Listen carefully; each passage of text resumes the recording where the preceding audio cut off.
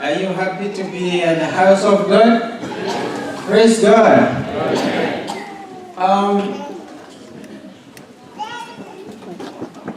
Some of you have nothing to thank God for. Alright? Isn't that something to be proud of? Hey, having nothing to thank God for, or you don't need anything from God, you have everything you need, and you have nothing to thank Him for, you have nothing to ask Him, right?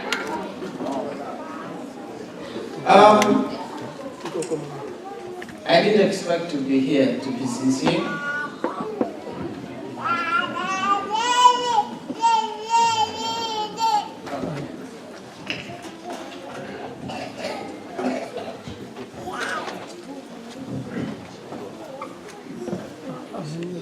Thank you very much. God is good. Yeah, I'm saying I'm very thankful to be alive today. You bear with me, we're going to have 2 sermons.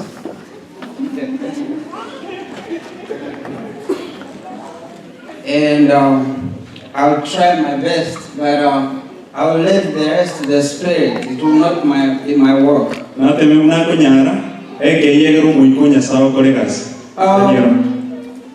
This week, since I was asked to come and speak before the children of God,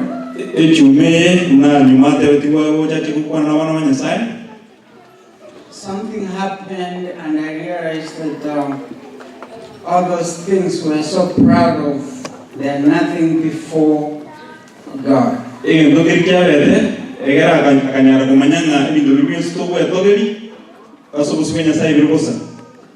I didn't expect to stand here today, and this is the second time the week I'm supposed to come and talk in Metro. Because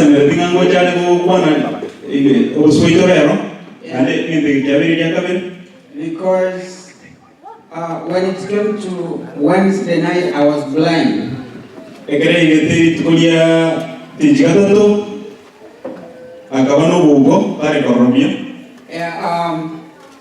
Something happened. I've tried to figure out what happened. I can't figure out, but what I know, sulfuric acid went into my eyes.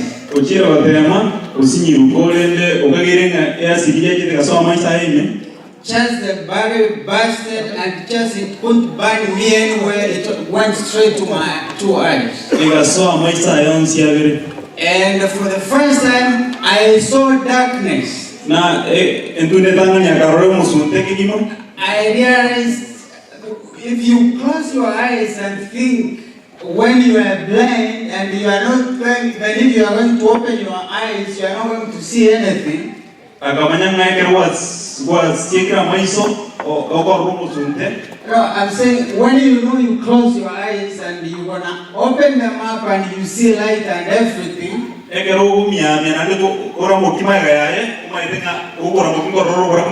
It's different than when you know you have opened your eyes and you can't see anything, including yourself. So as I just when it hit me like a bomb, boom, to my eyes. And before I lost my eyeglasses. For the 1 minute or 2, for 2-3 seconds, I was thinking what to do because I found myself blind. The next thing came into my mind, I have to rush, get water and try to clean it before I get to emergency. By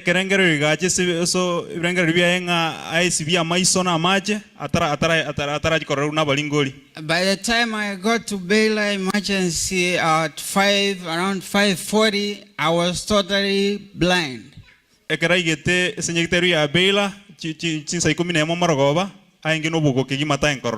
So they started flashing my eyes.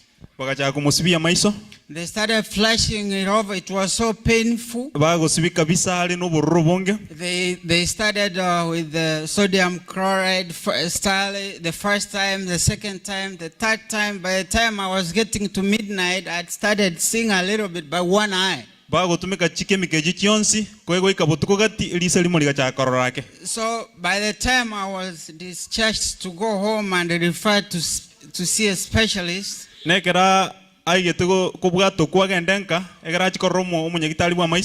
would see just like a cloud in front of me, like a smoke. And I started thinking about so many things. You know, when I get into my car,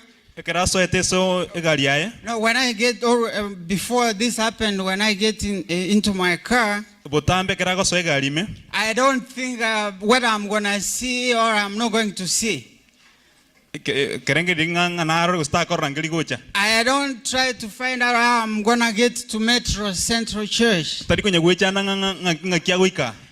Because if I can't get here, I can get a GPS and it will direct me turn left, turn right. But for the first time, I realized sometimes those things will depend so much. There are sometimes they're meaningless before God.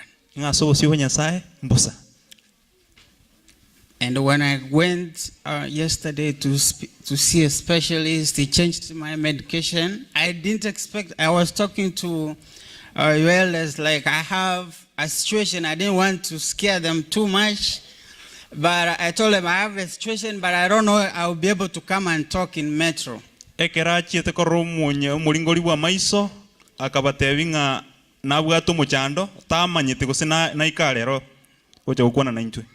And for the first time, yesterday, 6 p.m., I was able to see.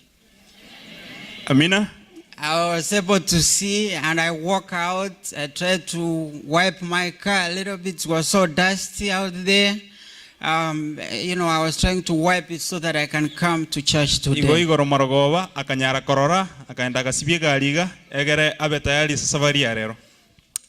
And as I think about this, I come here to church today so humbled before God.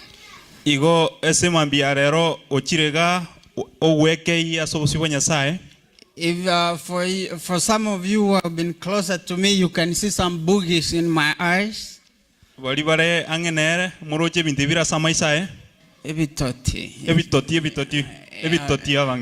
Yeah, so don't scared of getting a pink eye from me.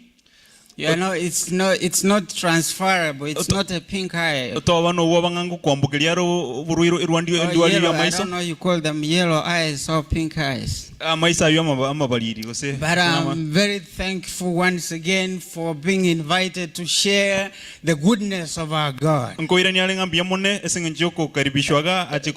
Thank you for the leadership of the church and for all those who are doing a lot to make this sanctuary to be beautiful again. We don't have to give empty promises of making America again. Because actually when I sat here today, I saw this very beautiful. I am sure they were not borrowed.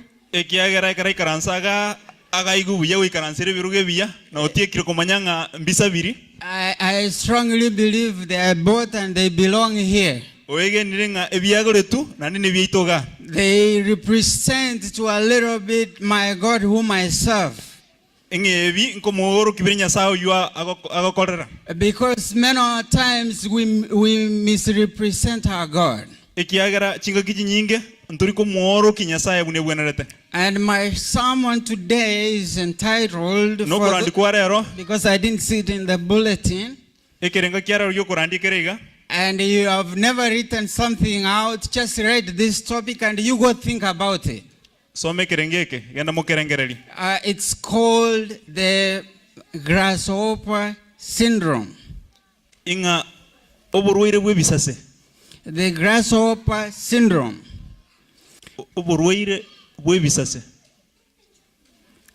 Hey, are you guys over here? Whoever had the topic, let me see you wave your hands. Grasshopper syndrome. What comes into your mind when you think about a grasshopper? Sometimes, we use similes and metaphors, and Jesus used them a lot. When I call you a lion, what does it mean? Does it turn you to be a lion? Are you a meat eater?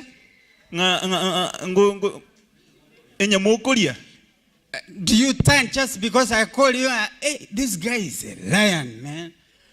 Do you turn and become a lion? There are people who try to bragging like, I'm a lion. You feel good when you are called names. Some names you have tried to build for yourself. But how do those names hold? Do you have characters representing those names?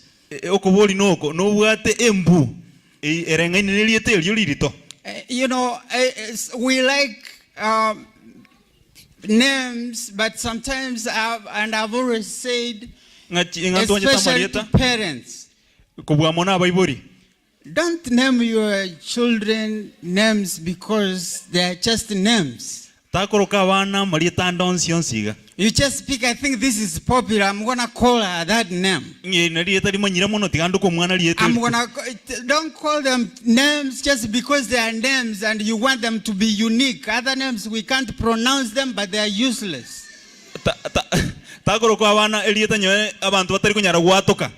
And actually, you will see from our start today, even Moses himself, before he delegated his mission to help the children of Israel cross to Canaan, he had to rename Joshua. Joshua was not called Joshua.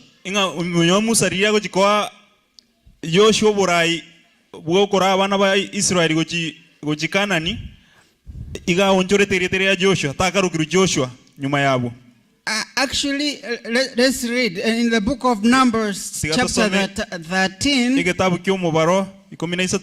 It starts by saying they're going to explore the land of Canaan. And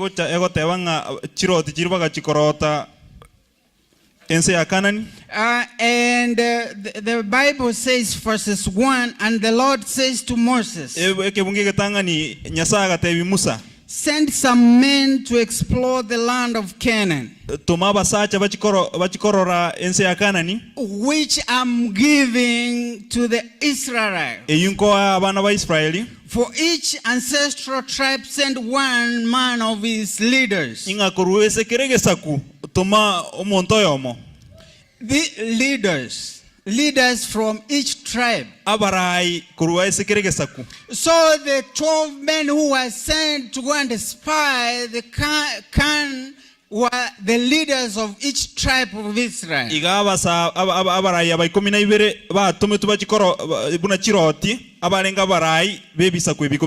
So from verse 4 we see from the tribe of Reuben, we see they chose a guy called Shemuel, who was the son of Sechor. From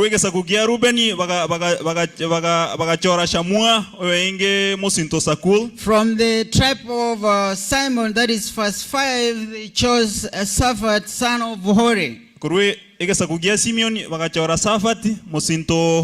Verse 6, it says from the tribe of Judah, they chose Caleb, son of Jephunneh. Then it goes from the tribe of Isaac, that is verse 7. And verse 8, it says from the tribe of Ephraim, they chose Hosea, son of Nun. Hosea, son of Nun, is the one we know as Joshua.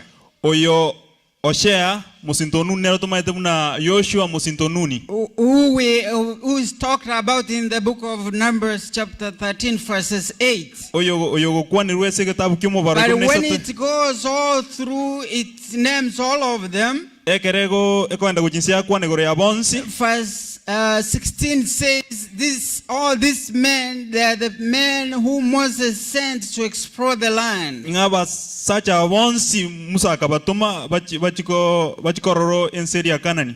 Then it says Moses gave Hosea son of Nun the name Joshua. Musa akamwa Hosea musintonuni rieta Joshua. The Bible doesn't explain a lot. Biblia terigo koera imemono. Why at this old age Moses had to change the name of Hosea to Joshua. But when I was looking at it a little bit, I had to just go look at Hosea, what is the meaning of Hosea and what's the meaning of Joshua. Then it clicked in my mind that Moses had really to change the name because the names had a lot of meaning in the Jews' culture.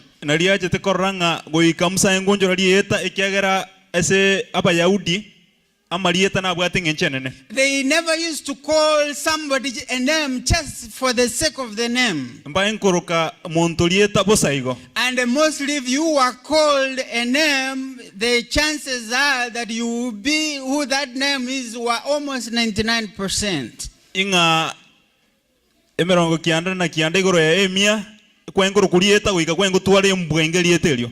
And when we talk about Hosea, it means salvation. The name Hosea in Hebrew, it means salvation. Or you can mean, it can mean a savior. Yani, it can also refer a savior. So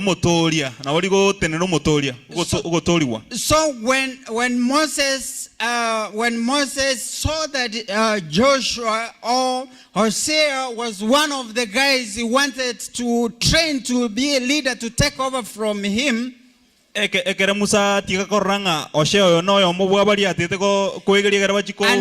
commanded him to anoint him to take over from him,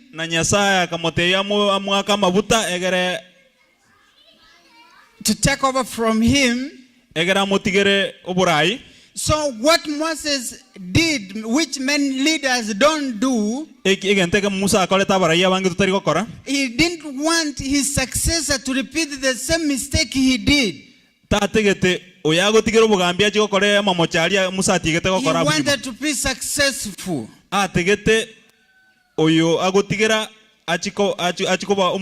But many of us, when we are leaders and we know somebody is coming after you, you want them to do poorly. You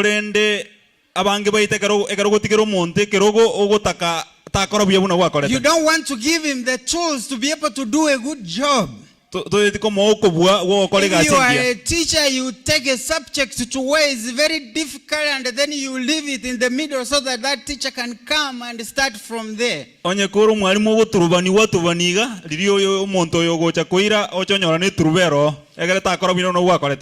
for Moses, he knew he was not going to cross over to Canaan because he let his spirit of anger overtook God's leadership in his life. And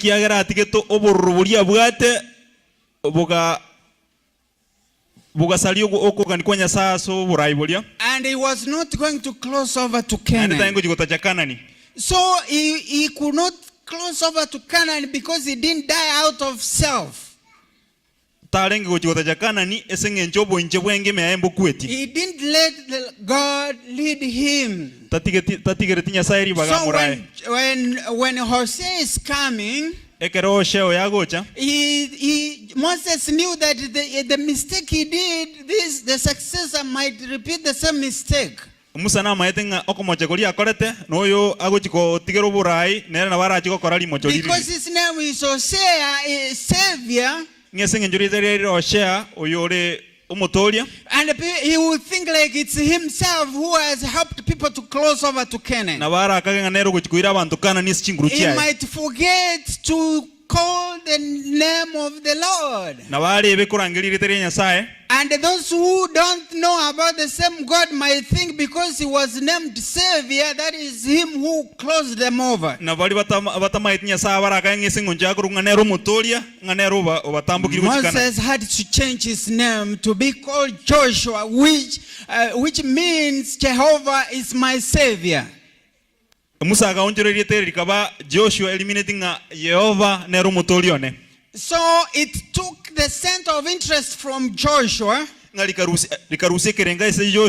to God. And today we will see that the problem we have why we have not been able to accomplish anything. It's because we have not taken the center of interest from us to God. When we see problems, we see them in relation to who we are. So the 12 spies were sent to Canaan. And verse 17, 13 verse 17. And Moses sent them to explore the Canaan. He told them, go up through the Negev and into the hill country. See what the land is like, and whether the people who live there are strong or weak, few or many. What kind of land do they live in? Is it good or bad? What kind of towns do they live in? Are they walled or unwalled? Are there trees or not? Do your best to bring back some of the fruits of the land. Verse 21, so they went up and explored the land from the desert of Sin as far as Rehob. And they went up through the Negev and they came to Ophrah as they were sent. And verse 23 says, when they reached the valley of Escott, they cut off a branch bearing single clutch of grapes. And they carried, two men had to carry just that branch of grapes. They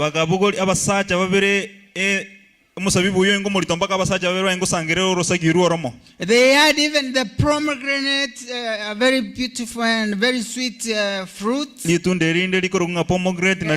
they had even figs, they carried them over. And at the end, they did this for 40 days. And verse 25 says, at the end of 40 days, they returned from exploring the land. Now here is where our sermon really starts to open up. Now these guys, they were sent. They were sent to go and see the land which God had given them. And bring the report back so that it can motivate these people to cross over to Canaan.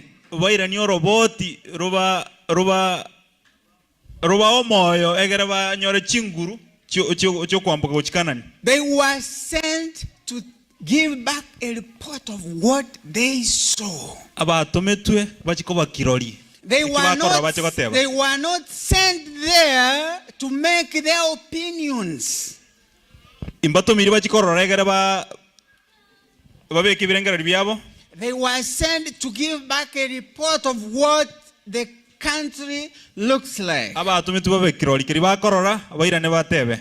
Verse 26 it says, they came back to Moses and Aaron, and the whole Israel community, they were in Kadesh, in the desert of Ver. They reported to them and the whole assembly and showed them the fruit of the land. They gave Moses this account. We went into the land to which you sent us, and it does flow with milk and honey like America. Here it's its fruit, you can see for yourself. That was not it. The next statement says, but. Verse 23 is that. But. First, the first phase of the report, they have not even put you can't use but as a full stop to a statement. When you are telling somebody something, if you are telling, I'm coming, that is a complete sentence, even if it's short. That is you can't say, I'm coming, but full stop. No. When you put but in a statement, it might change already all that you have said. That is why I didn't want to say I am coming, but I said I am coming, but there is a situation. I didn't want to put but there. There is a situation, but I'm coming. There is a situation, but I'm coming. When you put but in a statement, it's like if you put a if in a statement. The children, these spies were sent, they are giving a report, but now they want to change it from a report, then they give what we call a summary and a recommendation.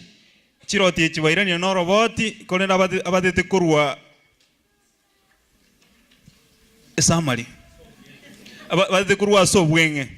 And they want to recommend what they think is right to be done. Many times I've said in so many meetings, and people are given opportunity to talk. And many people will see them who have what we call grasshopper syndrome or sickness, who have not accepted themselves who they are, who don't know that they were created in the image of God. Genesis 1:27, they were created in the image of God, men and women. If they're at work and somebody scares them, they start crying. They start shaking. And they say, I can do anything as long as I get this job. If you are a woman of dignity, if it's a woman of dignity, and when you are scared,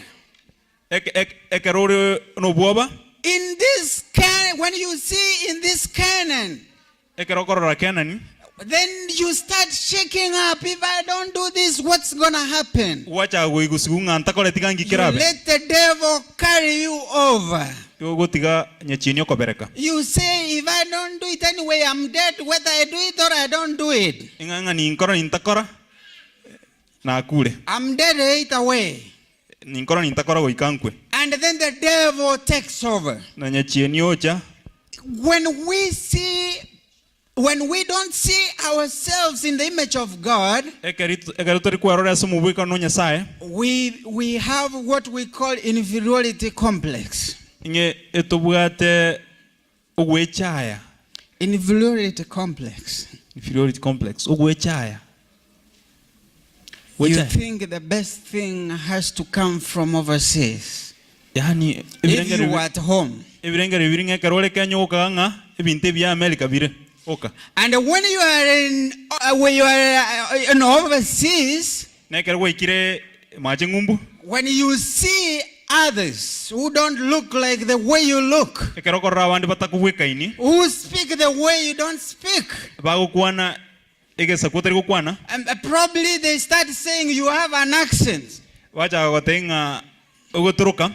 Then you start feeling inferior before them.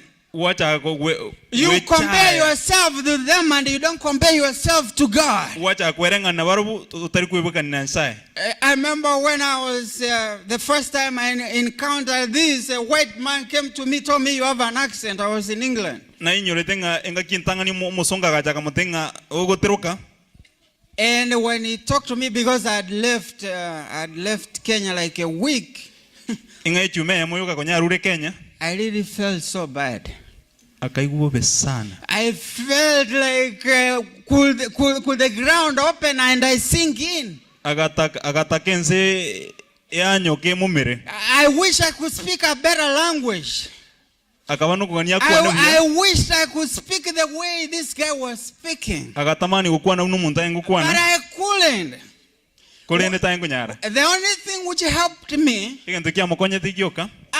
I knew that he himself had an accent.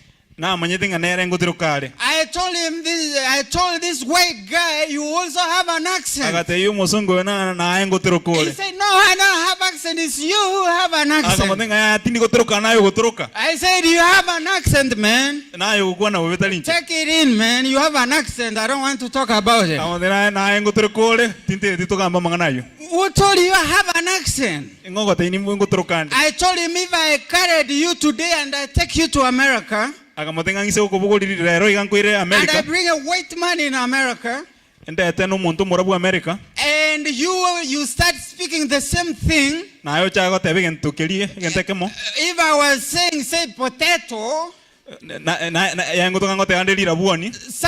I'm sure somebody will be saying potato.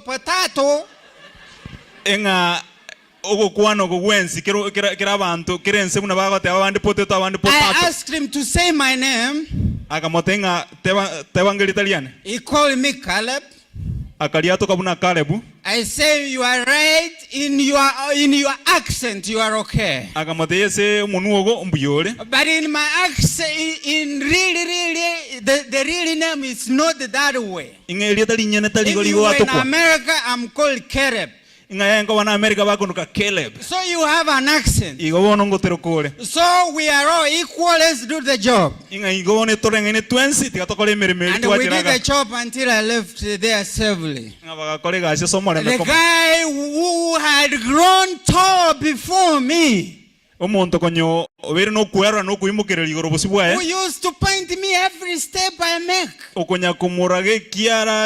God humbled him down. If we don't see ourselves in the image of God, we will be serving the devil each day. That is why we have even kids who call themselves Americans when every blood in their vein is kissy.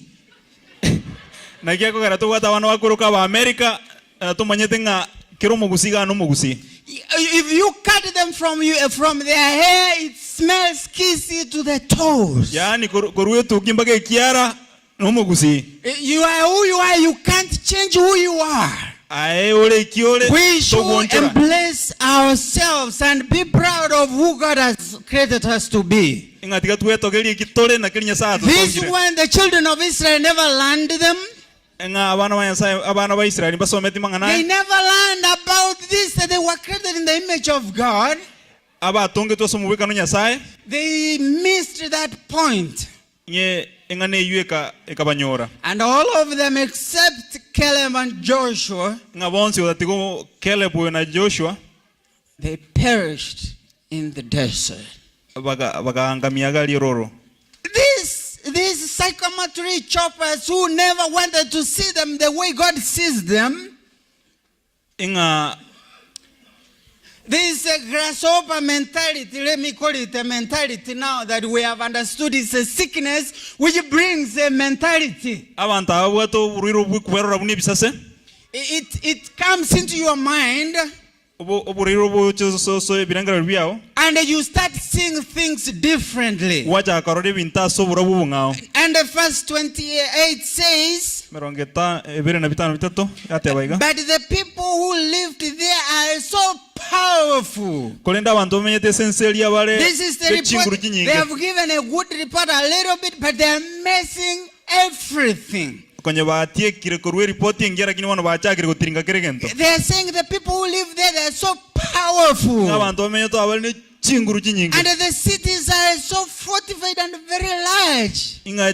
emechi abere menenande agachire oruaki goeta. We even saw descendants of Anak, the giants. Inga tuaroche basinto ba Anaki chi giant. The Americans live there also. The Hittites, the Jebusites, the Amorites. Abantu bonsa ba Jebusites aba Malek bonsi no bamete nseyo. I like this guy called Caleb. Nanje to muntu yoguru Caleb. And the more I read about this, I've never been proud of my parents for calling me this name.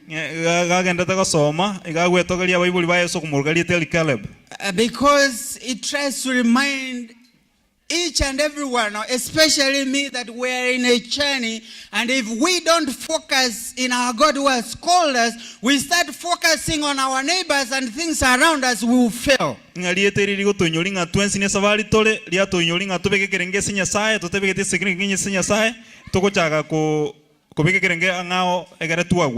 30 says, then Caleb silenced the people before Moses and said,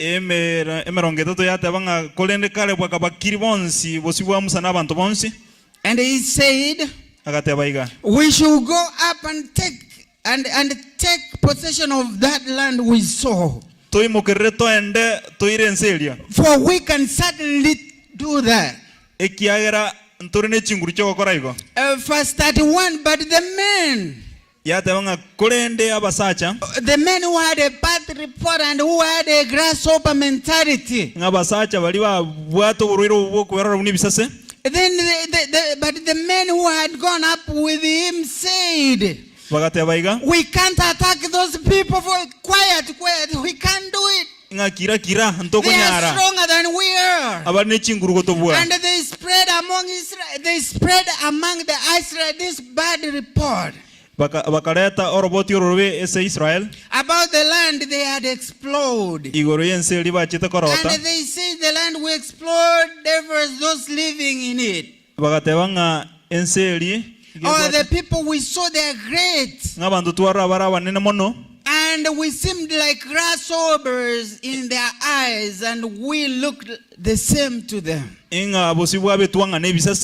never asked these guys, but they are reporting that we saw that we were like the grasshopper before them, and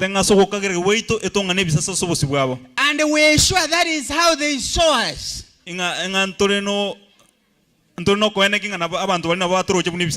But when they went there, did they talk to those guys? They were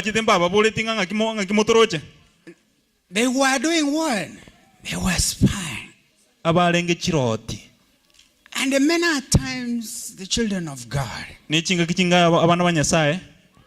we jump into conclusions. I remember when I came here, and I looked around how the church was being rained on.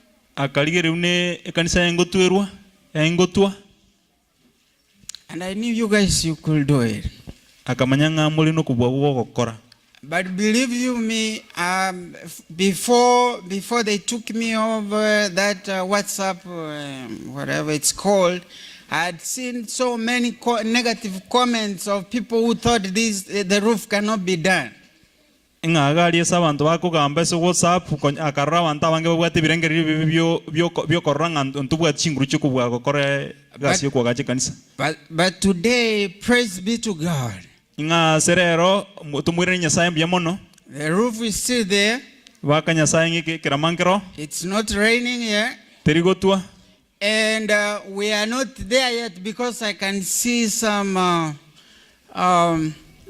discoloration of the sanctuary and other things. But we are getting there by faith. I want to encourage you, men and women and children and youth of this church. We have to have the mentality of the children of God. And we have to stand out from our lives the people who have negative thoughts. There is one guy who I like so much. He died, Sig Sigra. I read one of his statements when I was young, and it stuck to me. He said, if you want to do anything big in your life, accompany yourself, be around people who have pregnant ideas. If you are around anybody, when you are trying to do something, he asks you, are you going to do that? Where do you get money? Like when I was buying my truck, I remember when I bought it, some guys called me. It's a small car, but it's so somebody told me, so you bought this car? Did you first do research? How much is it to maintain it? Do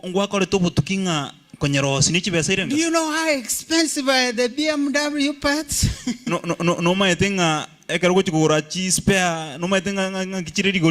So did you put that into account before you bought this car? Then I said, yes, I did. And then you went ahead and bought it?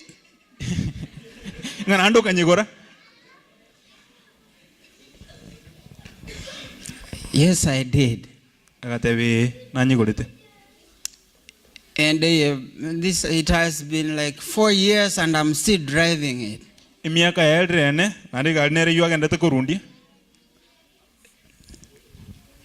Because I believed that I can do it through God who gives me the strength to do it.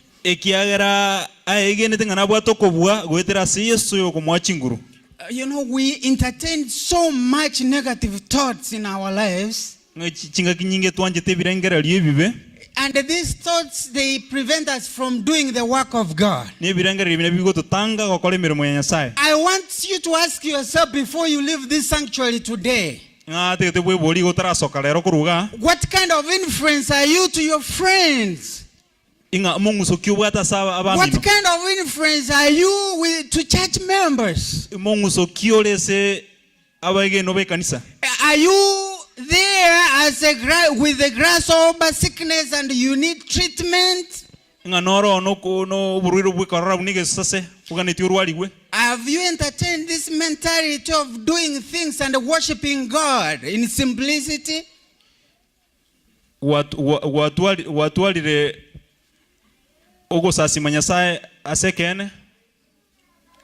know, when we talk that God owns everything, He is the owner of everything, the world and everything in it. Psalms 24, it says the world and everything belongs to God. Let me see how many believe that everything belongs to God.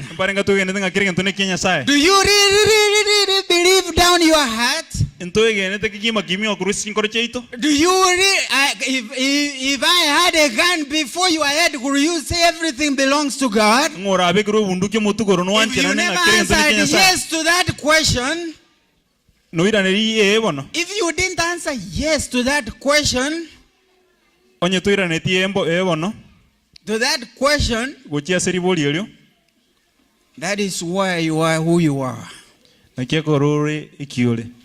Are you a child of the King? Ayeno mwana bweruoti. Are you a daughter of the King? Ayeno musubati bweruoti. The other lesson was saying Ephesians chapter, like that we have been called from a huge darkness to a huge light of God. We are the royal priesthood. Why do we live like beggars? Why do you live the way you live? Do you know where God has brought you from? If you have a grasshopper mentality, and as long as we do this grasshopper mentality, we see from the children of Israel. We'll be in America, but living like we are in a war zone in Iraq. Does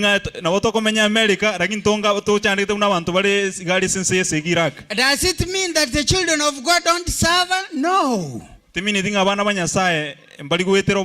Job suffered because he was faithful. But what did God do?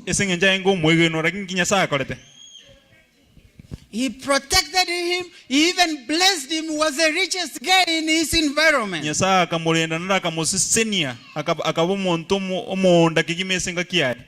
Elder, it's never too late to go to school. I tell you, my dad went to school with my elder brother.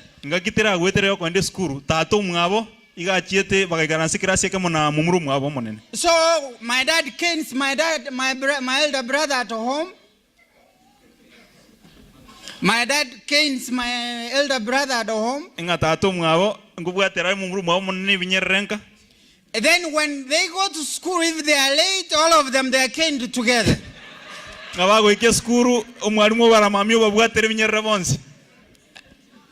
But he never gave up. He went to school and he was able to serve God until he retired.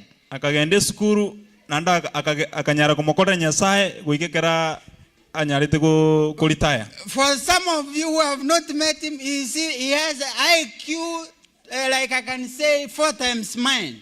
He was an old guy going to school. Because when he met God, he was treated of his sickness. The syndrome flew from him. He never saw anything to prevent him from serving his God. And when I was sleeping in darkness through Wednesday and Thursday, I could not open my eyes. I was worried, like I had to figure out, now I'm not going to be able to see. I have to learn how to read the Bible the way they read.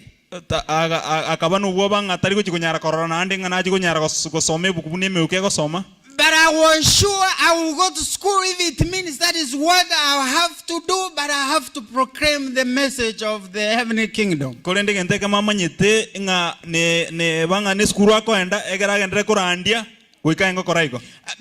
we have a glass of kind of mentality, I'll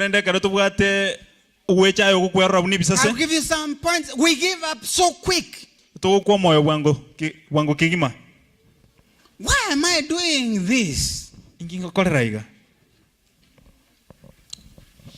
I wish we could ask ourselves the way God called Adam and Eve and asked them, where are you? What are you doing? Inga I wish we could ask ourselves the question where we are.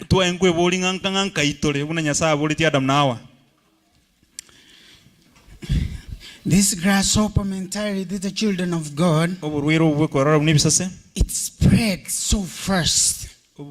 The negatives, they spread so fast. Go on Twitter, go on WhatsApp, go wherever you want to go on Facebook. The what do you call them?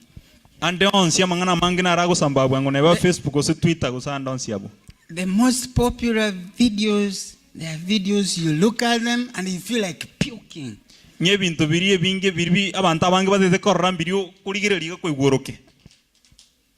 Recently, a naked pregnant woman put a video and it was viral within 2 hours. A pregnant married woman.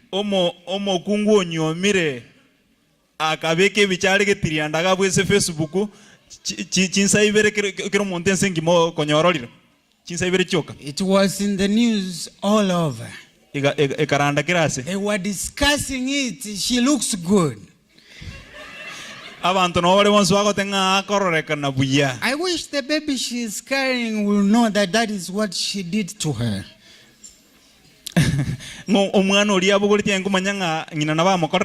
It's dangerous when you allow the devil to pin you down.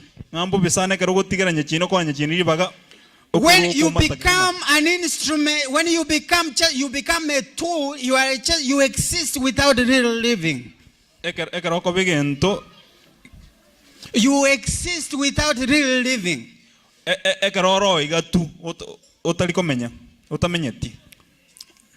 But I want to give a positive report. In the book of Numbers chapter 14, before I sit down, I will do a lot of injustice if I don't give a good report too. And when these people spread what we read, spread the bad report. And they told them, they poisoned everybody's mind. That place we can't make it. And they cried on verse 14, chapter 14, verse 1. It says, then the children of Israel, they raised their voices and cried loud. Why were they crying? You know, sometimes you look at somebody who's crying in America. I meet people and I wonder, even the beggars, I don't despise them, I give them. But sometimes I ask myself, do these guys know that they are citizens of this country? Do they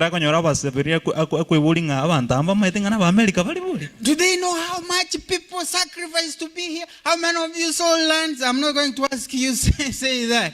How many of you did things you are not proud before God to close to this country to have those papers?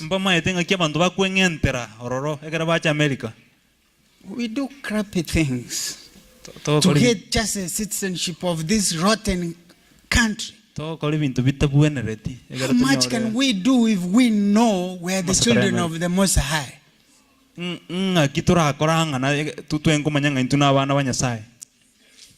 Praise God.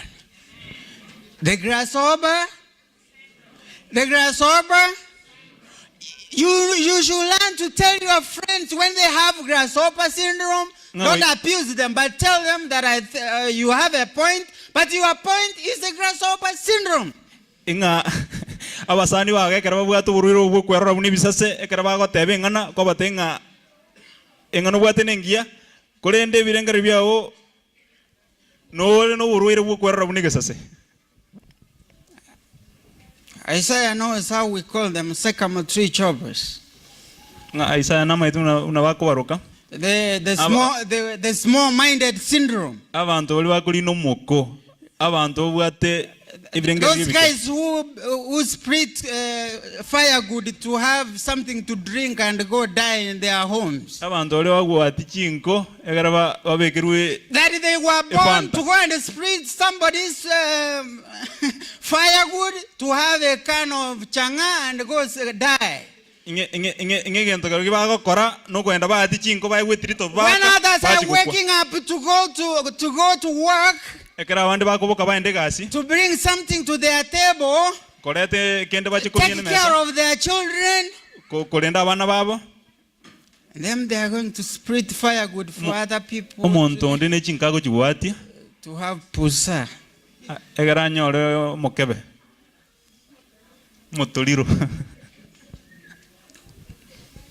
And do you think God is very proud of that? We are reading here, God was so... Let me read for you. I'm finishing. Huh? Maybe you might not welcome me back again. Let me read this because I'm sure you might not welcome me back again. But I have to tell you. When the children of Israel they started crying, who was beating them? Why were they crying? I heard some of you are crying that it's a lot of money you are putting in this church. And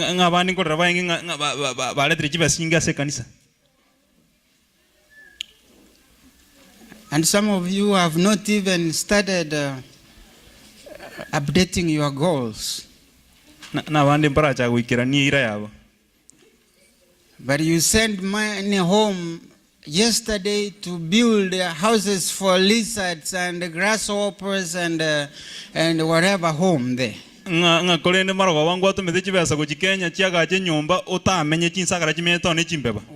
Some of us will be carried there dead.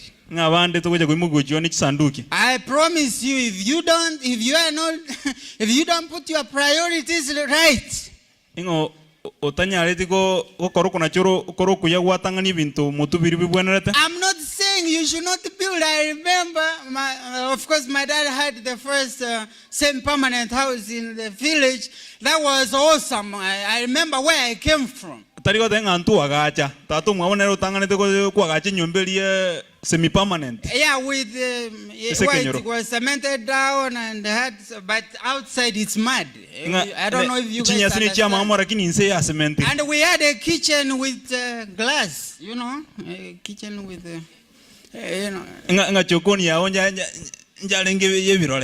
no, glass, just grass. Grass touched, you know. Yeah, and all over is mud.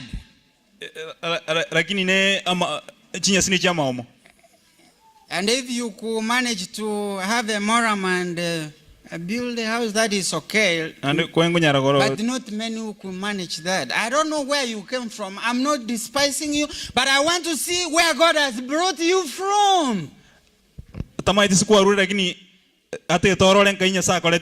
I don't want you to despise yourself because that's what the devil wants you to do. I wish I had time to read you when the children of Israel were taken captivity. They were crying, I'm going to go home. Oh my God, I'm going to go. He said, no, don't cry about home. What are you doing where you are?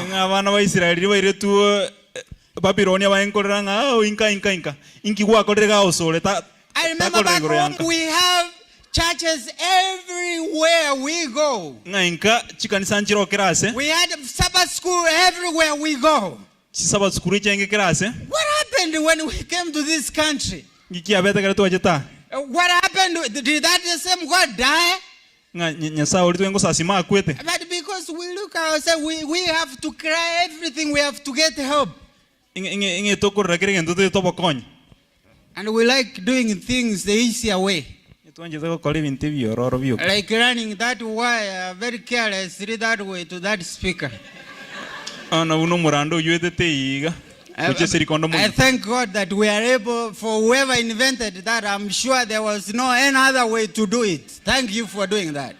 ngose mering anjirende jaengo ototige yuyoka. But think about such a kind of a God. Lakini who has to get a tape to beautify the sanctuary to look more beautiful than it is. Think about you are sitting back home where you live, which has this kind of decorations, flowers. I don't know whether that is the cross or whatever it is. Very beautiful. Aren't you so proud of the same God? I'm very proud of my God. Hey, are you guys seeing where we need to do better? Amen. Amina. The grasshopper mentality. They cried, I have this insurance to pay.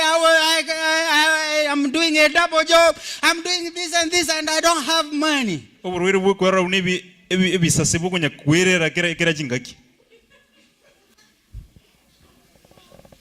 Praise God. Man, I really wish, I sometimes wish this is not who I was before I knew God. I was just an Adventist like any of you seated there.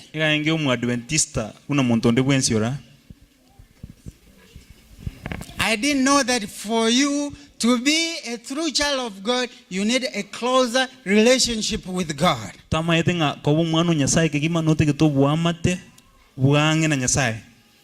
They said, verse 2, all the Israel grumbled against Moses and Aaron and the whole assembly, and said to them, only if we had died in Egypt. Many of us cry when they hear doing the work of God. We wish we died before we got here. Many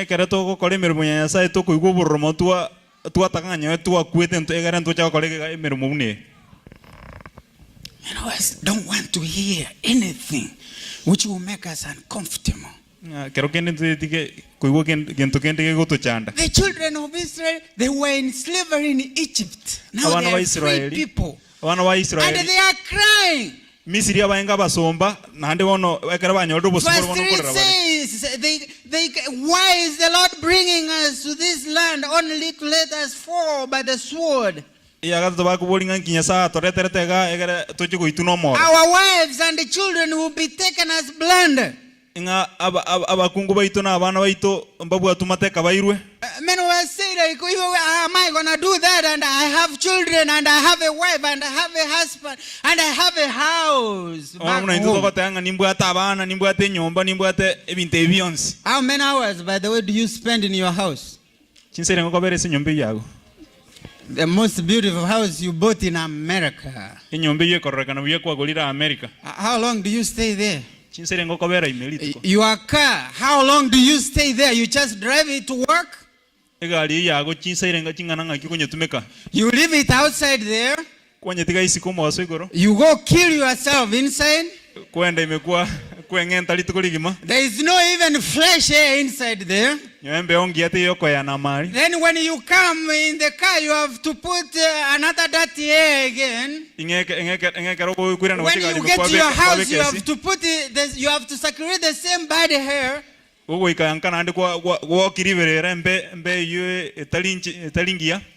Trying to invest in things of this world. They said, take us back to Misri.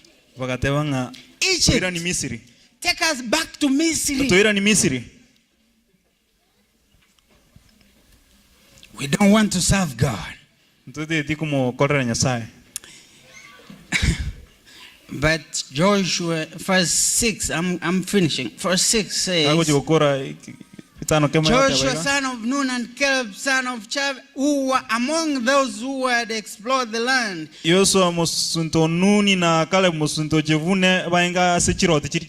tore their clothes And they said to the entire assembly of Israel, the land we passed through and explored is exceedingly good. If the Lord pleases with us, He will lead us into that land. A land flowing with milk and honey. And He will give it to us. Only do not rebel against the Lord. Do not rebel against the Lord. And do not be afraid of the people of the land, because we will swallow them up. Their protection has gone. But the Lord is with us. Do not be afraid. Even with that encouraging words, verse 10 says, but the whole assembly talked about stoning them. The glory of the Lord appeared in the tent in that moment when they wanted to stone the guys who are helping them.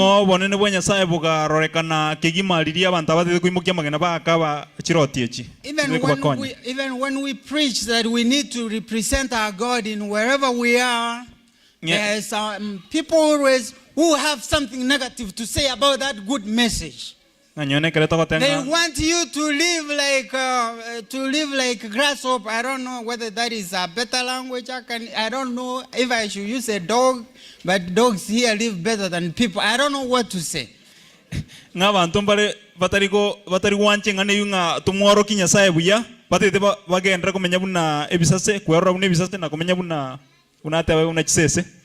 The way we live, if we went to preach to people who have idols like the Hindus and the Chinese who almost control the whole world, they'll be laughing at us like, oh, what do you have? Jesus. Oh, what is that?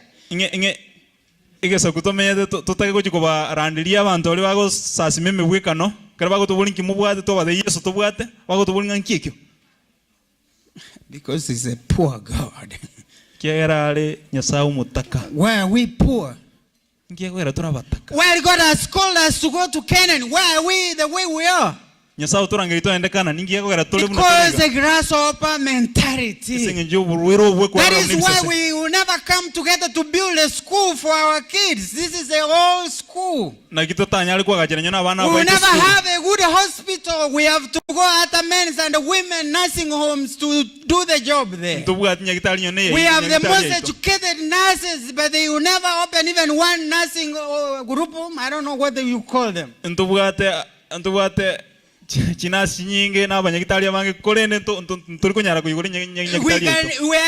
will never be able to do anything, because that is how we know I have to go and work for somebody else.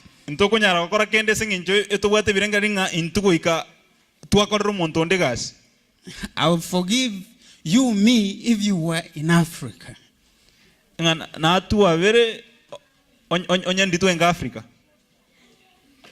Hey. Are you guys here? Have I talked too much? Am I talking to somebody?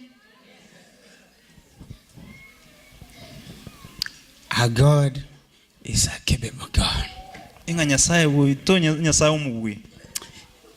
I want to encourage all of you. And as I said, let me try to summarize up what we have been talking about. And one thing we know, that the symptoms of grasshopper mentality, they influence us each day. The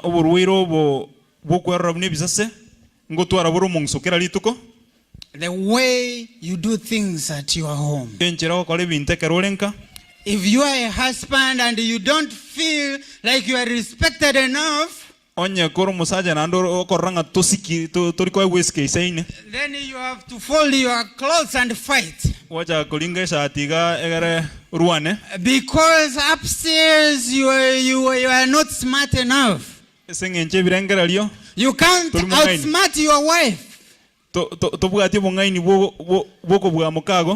you have to show her physically how strong you are. Inside you have a grasshopper. ebirengere birobyo no bwatu buruire borobyo in a man's body, ngeso a grasshopper in a man's body. ebirengere nibye ebigesase. If you get a man, a grasshopper man who is in a grasshopper who is in a man's body, oiso konyoro musacha lakini ebirengere bingani bigesase. God has called us to be Adams in this dying world. God has called us the way He called Adam. Adam failed because he never took the leadership position he was called to. Nyasao torangiring enchara ngriti Adam na Adam agwete sengenjata ataireto burai une nyasa moete. He didn't see himself in the image of God. In the image of God, He created them husband and wife. If you get a woman who is just a grasshopper in a woman's body,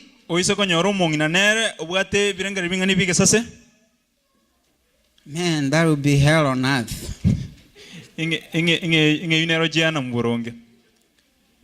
If you get kids who have been messed up, parents, you need to encourage your children. Don't call them stupid because they might think that is who they are. Call them engineer James there and other big names. And they will grow knowing that is who they were destined to be. We want neurosurgeons who start a hospital in Nairobi to go and help our people. We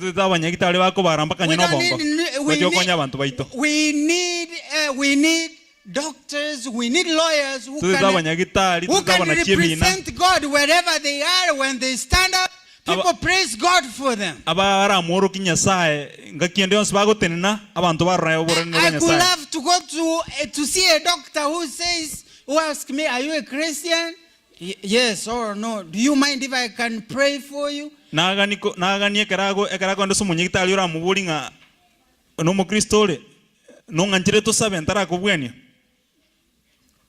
That would be awesome.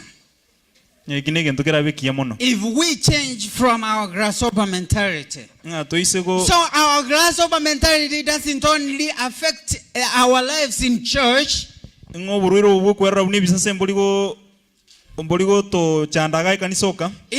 It destroys everything you attempt to do because you know you can't. It works against the trained mentality. It works against the trained mentality. The train. The train. Yeah, the train mentality. Yeah. Because the train, even when it's going uphill, my teacher used to tell me, it says, I think I can, I think I can, I think I can, I think I can, I think I can.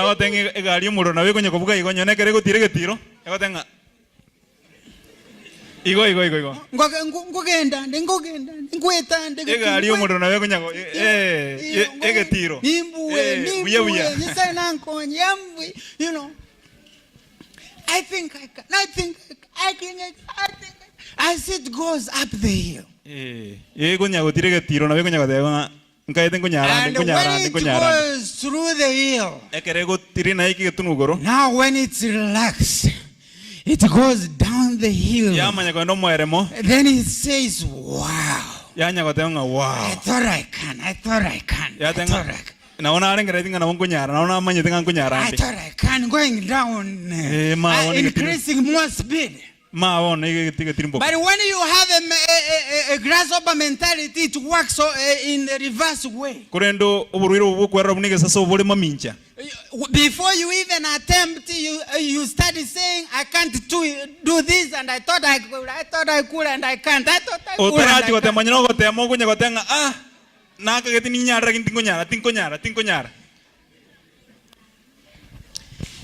For you to do something, you have to be something.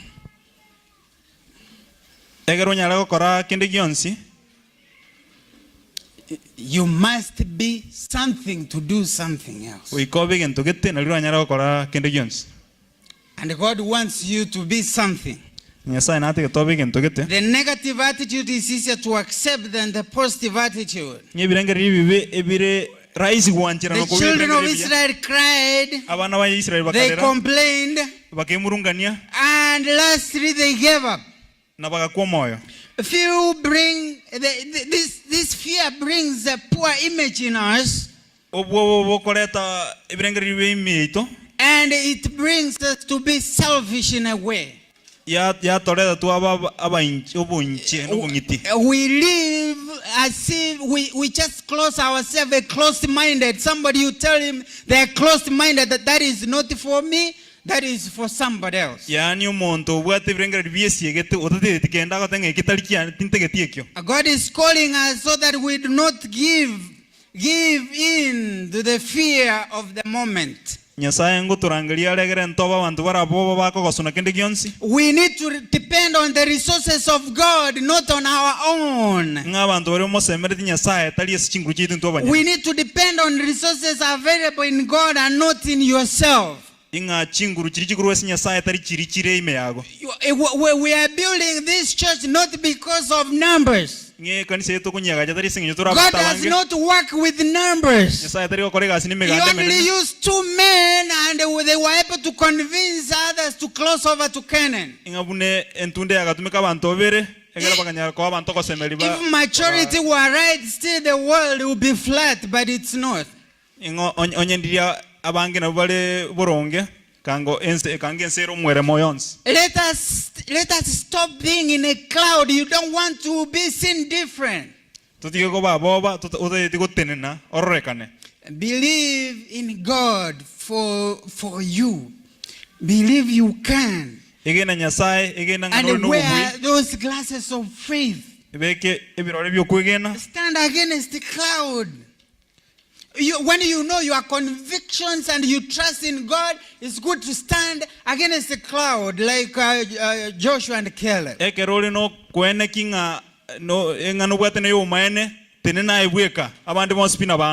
of us, we get scared. What will people say? How people gonna see me?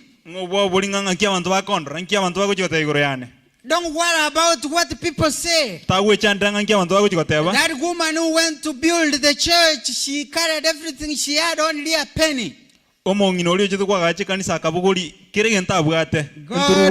at her heart and that is all she heard. And she went home blessed. What am I talking about today? I want to read the last verse in the book of Haggai, chapter 1, and probably I'm going to read chapter 1. Haggai is before Malachi, I think.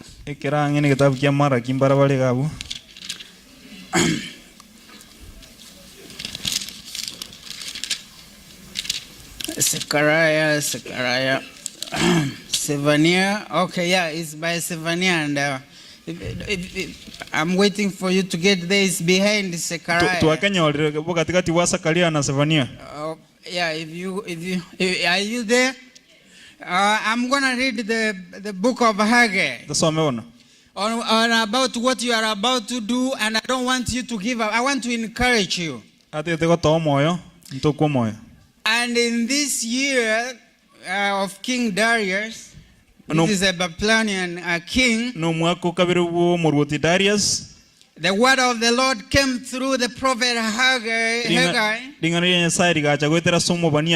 And through the governor of Shealtiel. He was the governor of Judah. And first, this is what the Lord Almighty says. This is what the Lord Almighty says. He was talking to believers like me and you today. So I want you to say the word of God came to Caleb today. And I'm telling you what the Lord is saying. Look what he says here. These people of Metro, the time has the time has not yet come for the Lord's house to be built. Inga chingaki abagatanga chingaki nchira ikirana chenye enyumba ya Nyasaye kwagachwa. But then the word of the Lord came through the prophet Haggai. Ngalingana Nyasaye rigacha gwetera somo bania Gai. It said, verse 4, Rigote abagese kungu yakane. is it a time for you yourselves to be living in your paneled houses while this house remains in ruin? Inge yenerengaki moko menyes chinyombe chino chingia ne nyumba ya Nyasaye kere litombe. I have not gone back there, but hopefully we'll finish the house so that we can go and see what tsunami is doing in your bathrooms. But that is, I understand that is where actually we should start from. But since we didn't do that, we're going to come there. But I'm asking, many of you are saying, this is not the time to build those tsunami hit bathrooms. No, many are saying this is not the time. There is a lot of traveling back to Africa. We are going to school. We have bills to pay. This is not the time. But now the Lord is asking, is it time for you to be living in those beautiful apartments and houses you live in? While the house of God looks like the way it does. Listen, verse 5. Now this is what the Lord God Almighty says. Give careful thoughts to your ways. Think about your ways and the way you are thinking now. You are trying to accomplish something, you need to save towards that, and you have nothing in regard to the building of the house of God. You have planted much, that is verse 6. Planting does not necessarily mean going to till, but how hard you have worked. But you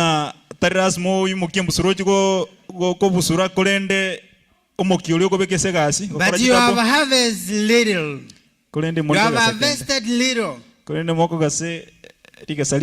You eat, but you never get enough. You start from your house. You stand by McDonald's. You go to Starbucks for coffee. Then when you are coming round, you stop by, I don't know, Burger King. There is also Dairy Queen for ice cream. And things keep smelling. You keep eating. You never get full. And even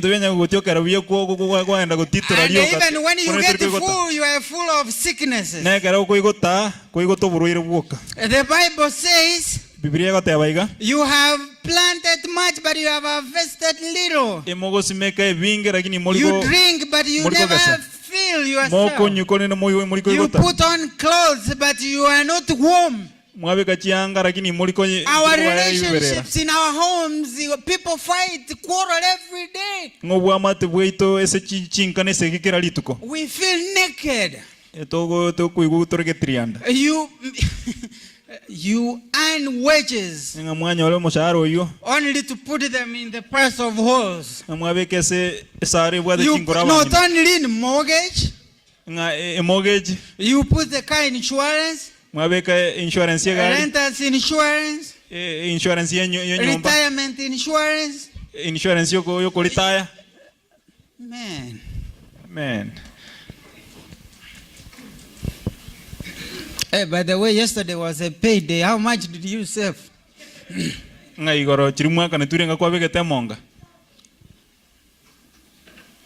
For some of you who have been here for 20 years, how much have you saved in your bank? You know, for some of us, we think like 20 years is a long time.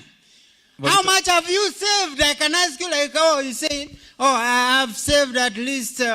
I have like $2 million. How many have saved that in their account? But how much money have you made? Chibes chingana ngai kwaro siri. How much money have you worked for? Chibes chingana ngai kwa kolire gas. I used to calculate. I used to when I was a student, I used to make around 25,000. That is from one job.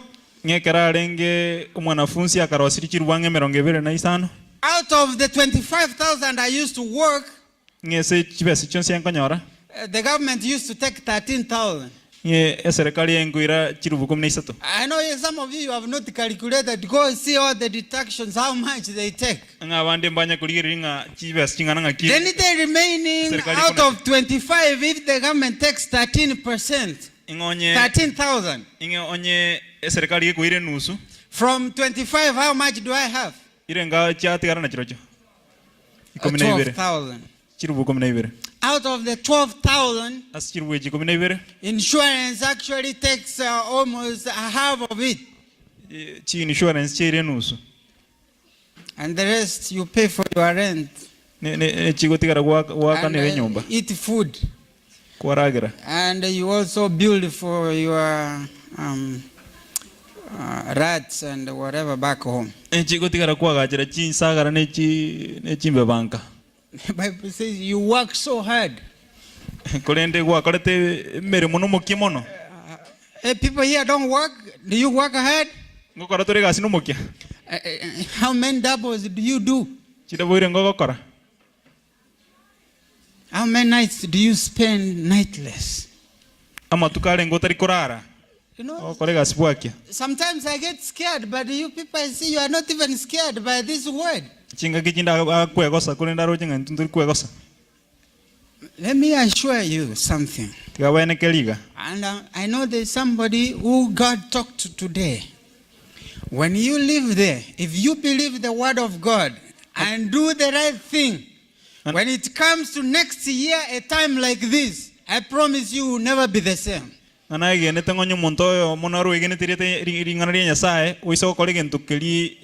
If you believe in the word of God we have read, and you believe Him is faithful, He is the owner of everything.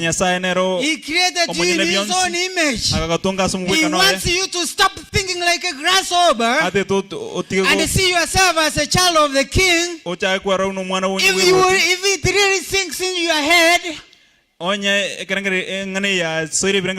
time like this, when it's today, if I'm alive next year like today, I will want to come here and have testimonies for what God has done for believing in Him. For being baptized, from being grasshoppers, to be the children of the King. From spreading the bad report, but spreading the good report.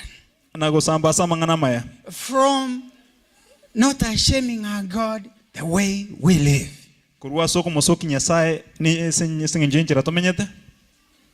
And for sure, if you want to know how somebody is serious, go to where they live.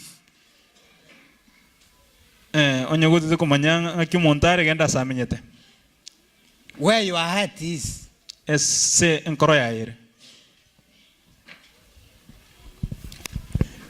My last word to you, children of God. Verse 7. This is what the Lord Almighty says. Give careful thoughts to your ways. Go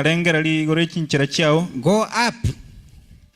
Go up in the mountains. Go to work. Go to work. Go borrow, go contribute, whatever, whichever way you're gonna do. But as long as it's legal, don't do illegal things and say, Pastor say whatever we can do as long as we bring it to church. Go into the mountains and bring down the timber and build the house of God. So that I may take pleasure in it and be honored, says the Lord. You expected much, but see, it turned out to be little.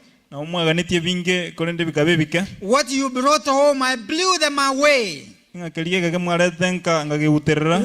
declares the Lord, because of my house which remains in ruin. While each of you is busy with his own house and the children and the wives and the jobs. Underline that first.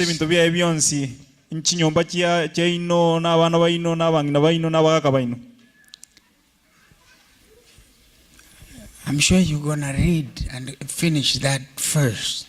And you come back and build the house of God. May God help us that we may change our attitude, how we see ourselves. When we see, let me use one example. When I was young, and I went home, and those boys back home there, some were bigger than I am, and they like bullying. When they see if you have come, they like, I don't know if they do that, but we have bullying even here, right?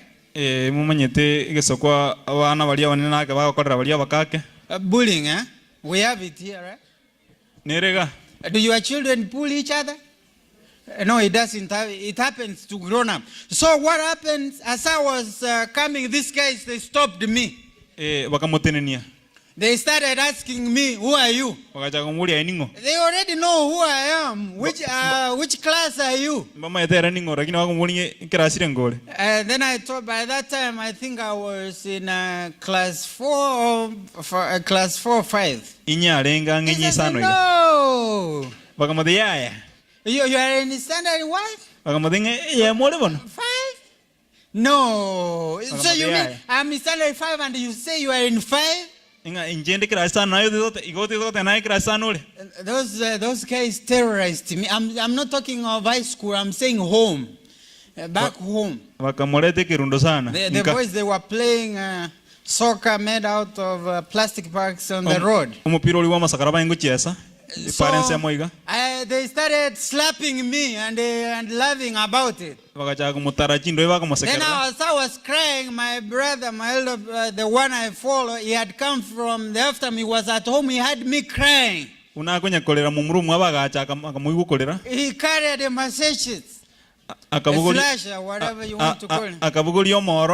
Then he came running. Where we were standing, he was running from where they are standing. I was going. They had prevented me from going home. So I'm the one who's going home, but they're preventing me from going home.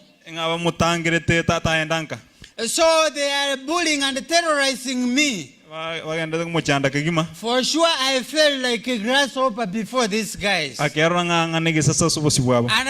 don't know if they are alive today, but one day I wish I want to talk to some of them. So they were busy terrorizing me and bullying me. They didn't see my brother running from that way. When I saw my brother with a slasher, I stopped crying. I felt like I was taller than they were. They didn't know why I started laughing. Until one of them turned around. One of them had turned around and he saw my brother coming, swaying the slasher, and they flew to our direction thinking they are dead. They left me and I went home feeling good. I was no longer a grasshopper. And this is how God wants us to be today. I don't know what is bullying you in your life, which is preventing you from serving your God. But He wants you to change your mentality, to stop pleasing your friends, to stop doing the same thing things the same way you do them always. To keep Trusting in God. Build His church. Share the good news. Lift Him up at work. Lift Him up at home. We need to make this place a little heaven.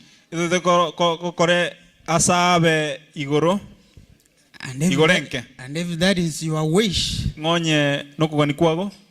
I want you to just walk softly. Don't look at anybody. I'll just take like less than a minute and I'm going to pray for those people who want to change that kind of mentality the devil has put in us. We want to live like the children of the King. We want to be the kind of men and women God wants us to be. I want you to come here, then we pray together. So that God can transform us. Don't worry, it's you. Whatever God has pushed you, you are sick and everybody, even your doctors tells you can't get well. You feel like you are a nobody, nothing will ever happen. But you want to trust in God. You have been looking for the job, whatever it was, you want to do it to give God the glory. Every time you apply, you get negative responses. And it makes you feel like a grasshopper.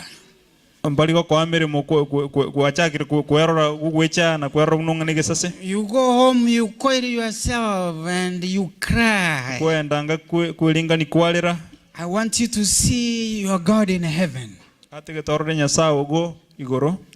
He will transform your lives. The Bible says, if any one of you lacks anything, the book of James chapter 1 verse 5, and if you read verse 17 too, if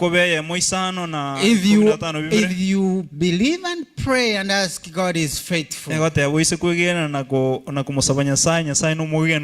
I want us to be filled next year with testimonies of what God has done in our lives to be able to serve Him. God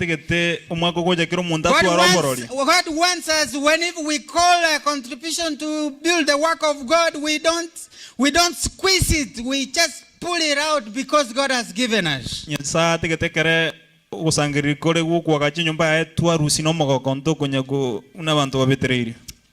Our Father and our God in heaven, we thank you so much that you are not just another God.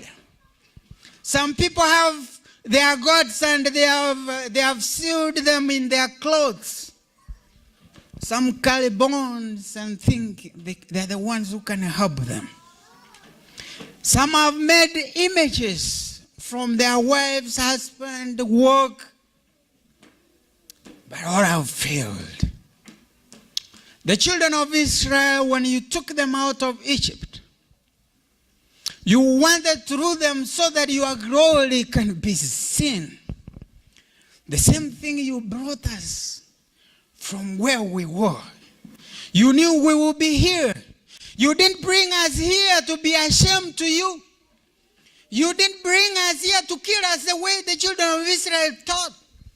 You brought us here to give us success, to give us victory, so that we can serve you, the living God. We want to be filled with praises because you are God who is able to do anything we pray and believe in your name.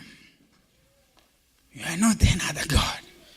You have everything. If it's bad health, you are the best physicians we will ever have. I pray for young children here. Give them wisdom and knowledge. First, to know you. And these are other things we run after. They will be added to them. And if there is anybody here who the devil has pushed so hard to feel like a grasshopper in any situation they are, free them today in the name of Jesus. I pray for freedom, not the freedom from money, That freedom which comes from your blood. You said, when you set your people free, they'll be free indeed. And that is the freedom we want, our God. And Lord, we pray. Lord, we pray that when you do all these things, we are looking so hard, that may we come before you, may we humble ourselves so that we can lift you up, Lord. I'm praying for this church. I'm praying for the fundraising here. They are doing it not for themselves, as you have said from Haggai, that you may get honor in this environment. We can't have churches around which are more beautiful. We can't have temples dedicated to other gods which are more beautiful than your church. We are not poor. You have blessed us indeed. And we are praying that, Lord, may you meet all of us at our points of need. Whatever your children are looking for, thank you for giving them. And we praise you. We glorify your name. In Jesus' name we pray. Amen.